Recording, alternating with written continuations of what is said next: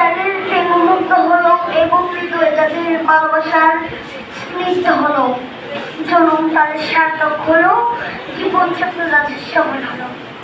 نحمده ونصلي على رسول الكريم أما بعد فأعوذ بالله من الشيطان الرجيم بسم الله الرحمن الرحيم لقد كان لكم في رسول الله أسوة حسنة সর্বকালের সর্বশ্রেষ্ঠ মহামানব হযরত মুহাম্মদ সাল্লাল্লাহু আলাইহি ওয়াসাল্লামের জীবন শীর্ষক সিরাত গ্রন্থের ফলাফল প্রকাশ ও পুরস্কার বিতরণী অনুষ্ঠানের সম্মানিত অতিথিবৃন্দ, শিক্ষক শিক্ষাবৃন্দ ও আমার প্রিয় ছোট বড় ভাই বোনেরা, সবাইকে জানাই তার শিক্ষার ভাষায় শান্তির বাণী আসসালামু আলাইকুম ওয়া রাহমাতুল্লাহ।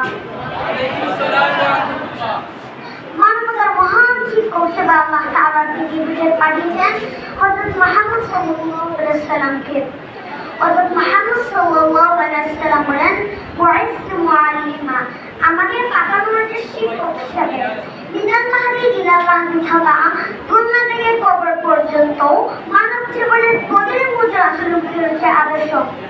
আল্লাহ তাআলা বলেন, লাকাদ কানা লাকুম ফি রাসূলিল্লাহি উসওয়াতুন হাসানা, অর্থাৎ তোমাদের জন্য রাসূলের প্রতি রয়েছে উত্তম আদর্শ।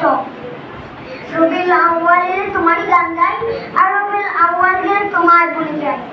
এমন আদর্শ লালন না করে বরং জীবনের প্রতিটি ক্ষেত্রে রাসূলের ভালোবাসা উজ্জীবিত হয়ে আল্লাহর ভালোবাসা অর্জন করতে হবে, কারণ রাসূলের আনুগত্য ছাড়া আল্লাহর ভালোবাসা অর্জন করা যায় না। আল্লাহ তাআলা বলেন, কুল ইন কুনতুম তুহিব্বুনাল্লাহা ফাত্তাবিউনি ইউহিব্বুকুমুল্লাহু ওয়া ইয়াগফির লাকুম যুনুবাকুম। বলুন, হে মুহাম্মদ, তোমরা যদি আল্লাহকে ভালোবাসতে চাও তাহলে আমার আনুগত্য করো, তাহলে আল্লাহ তোমাদেরকে ভালোবাসবেন এবং ক্ষমা করে দিবেন। জীবনের সব কিছুতে রাসূলকে ভালোবাসা হলো পরিপূর্ণ ঈমানের দাবি। রাসূল সাল্লাল্লাহু আলাইহি ওয়াসাল্লাম বলেছেন, আনাস রাদিয়াল্লাহু তাআলা قال رسول الله صلى الله عليه وسلم لا يؤمن أحدكم حتى أكون أحب إليه من والده وولده والناس أجمعين متفق عليه। হযরত আনাস রাদিয়াল্লাহু তাআলা বলেন, রাসূলুল্লাহ সাল্লাল্লাহু আলাইহি ওয়াসাল্লাম ইরশাদ করেছেন, তোমাদের কেউ পূর্ণাঙ্গ ঈমানদার হতে পারবে না যতক্ষণ পর্যন্ত আমি তার নিকট তার পিতা-মাতা, তার সন্তান সন্ততি এবং সকল মানুষকে প্রিয় না হব। বুখারী হাদিস নম্বর 15, মুসলিম হাদিস নম্বর 14।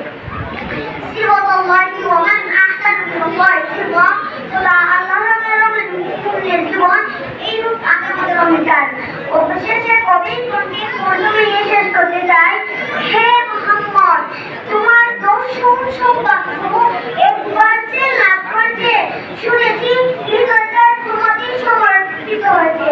শুধু তোমার প্রেমের শোনা একবার যে দেখেছে সর্বমধ্যে সকল সৌন্দর্যের মুহূর্তে তার চিরমুক্তি করেছে। ধন্যবাদ। তোমার অতিথিবৃন্দ, সবাইকে আসসালামু আলাইকুম।